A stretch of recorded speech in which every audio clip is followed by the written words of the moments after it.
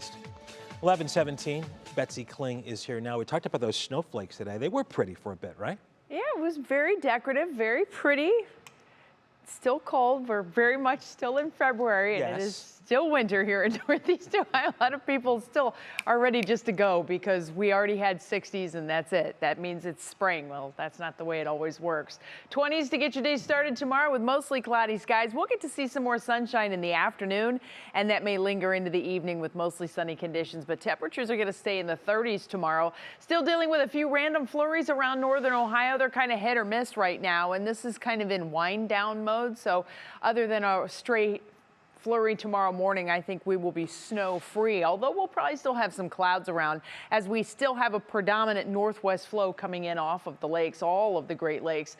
But it's starting to pivot, and that pivot is taking place in advance of a storm system that's coming our way from the west. We revisit our picture that we showed you earlier with the northern side of this storm that's kind of traipsing right along the Canadian border. And then there's a whole nother shot of energy that's coming into portions of Wyoming right now. This will feed in and really energize a southern system too, and that southern system is likely to be the one that we end up having to deal with. So as we take a look ahead in the forecast, the northern system moves east just about the time that we start to see this southern system getting cranked up. So it's going to steal some of that energy, and it also has a collision of air masses to feed upon.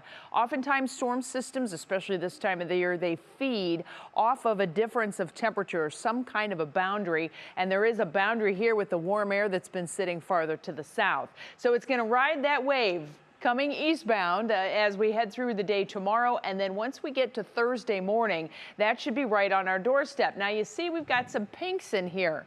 We're trying to figure out the timing. So we get the moisture in here, but will it get in here before temperatures have a chance to go above freezing? There's a chance we may have a little wintry mix right on the beginning of this before the warm air really starts to surge in and gives us rain midday and into the early afternoon.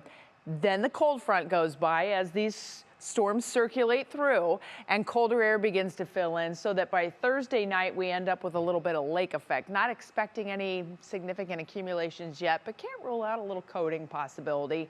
After that, then, of course, you know, we get a nice little break, but on the horizon out there to the west, there is another little storm system, and that one is going to follow the same path the last one did. It is expected to stay to the south of us, at least as of right now, and we'll see where it goes from there, but that should paint mostly the Ohio Valley and down into the Tennessee Valley with the possibility of some snow.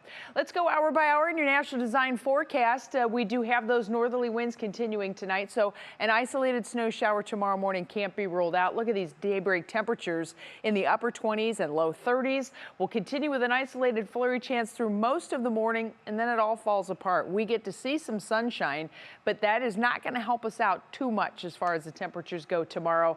Tropical Dover may end up in the upper 30s, whereas areas closer to the lakeshore will likely stay in the low 30s for most of the day. This is your 3 o'clock snapshot. Here's 6 o'clock, and you can see not a whole lot of cloud cover going on. You can also see these little streamers. These are the wind stream lines, and they're kind of emanating from a single point. That means high pressure is coming right over us, and that has that clearing effect on the atmosphere. So it should be a crystal clear night tomorrow night.